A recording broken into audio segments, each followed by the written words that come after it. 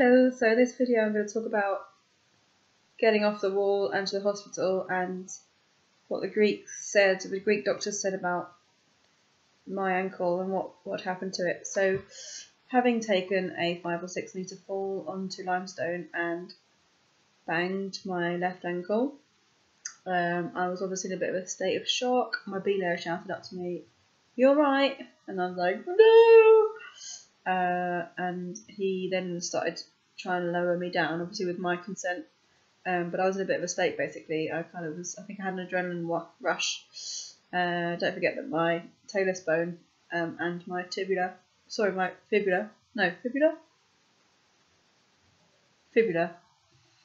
was broken. So I was in a lot of pain. I tried to twist my ankle round, which is often what I do if I land a bit weird on an ankle, just to see what's going on, and it fucking hurt. It was like excruciating pain. So I knew something was really wrong. He kind of lowered me down, which was successful for about half the way down, but then I was seriously sort of having weird, I was hyperventilating with the stress, and also I was seeing everything kind of went purple, and I could sort of make out the outline of the islands opposite and of him, but I couldn't really see properly. It was like, it was like suddenly I'd taken hallucinogens or something, and so I made him stop because I couldn't deal with being lowered because I couldn't see anything, and I also thought I was going to be sick. So we had a little bit of a break, and I just like lay down and go, "I've got to lie down." I lay there kind of sobbing and God knows what. And then after a little bit, those symptoms disappeared, and he was able to lower me to the ground. And he then asked me if I had any sort of sugary foods in my bag, because I think after an adrenaline rush, your body's depleted of sugar. So he gave me a banana that was in my bag, and I started munching that. At that point, my 2 mates that had been climbing around the corner, Rob and Steve, appeared, having no idea what had happened.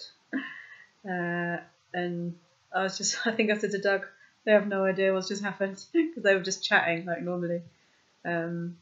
Anyway, but they came and they kind of looked after me. Rob went up and cleaned the route, so he went and got the equipment from that I'd left up in there. And then the mission started to get me down to the town and to the hospital.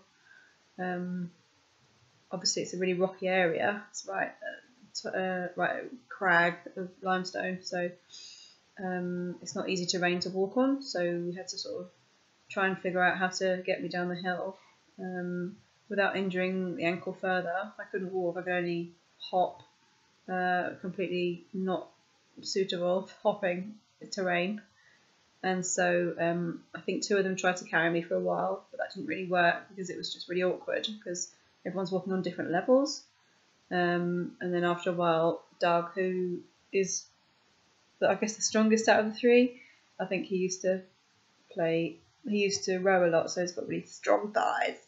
And he kind of just tried to pick me up on his back, and then if we found that to be the easiest way, he said that I was like, he reckoned he'd carried rucksacks heavier than me, so that was good. He carried me all the way down with 0 complaints. I think the biggest complaint that came was from me because it was hurting my arms to sort of keep them around his neck, keep holding on, so I had to have a break. But he was very heroic in taking me down to the road. At the road, we went to the ice cream bar while we called a taxi to the hospital, and I had an ice cream which was very welcome because it was like sugary. Made me feel better. I'm actually a vegan usually, but I made an exception on that occasion. Anyway, to get onto the hospital, I've already been talking for 4 minutes, so I shall just quickly explain what the Greek doctors said.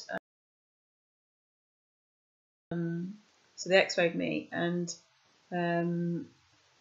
they found a fracture. They identified a fracture in my fibula, which I shall later show at this point in the video, so you can see. I'll put an arrow on it. So there it is.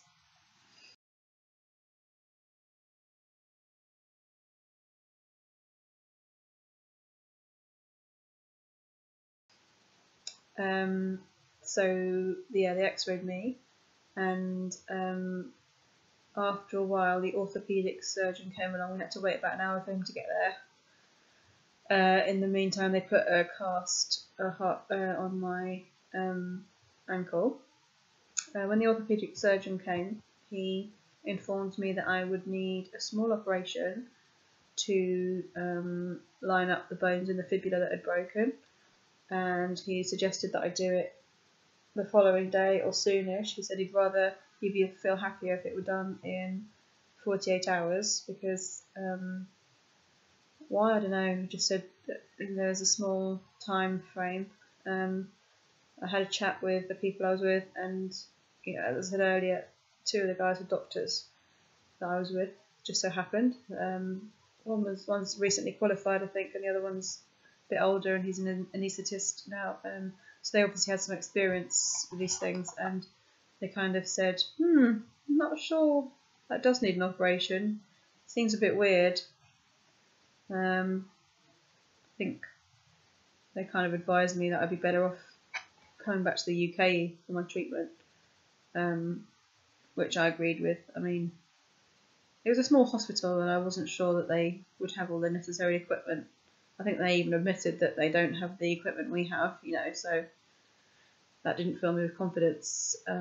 So I decided the best thing to do would just be to change my flight. I was due to come back, I think 5 days after, and I just looked at EasyJet and saw what flights were available the next day, and decided that that's what I'd do. I'd just come back to the UK and get it looked at here, and then if I did need an operation, I'd get it done here. And and I'm really glad I decided to do that, and the reasons for that will become clear in my next video when I talk about the diagnosis that I got here in the UK. Thanks, bye.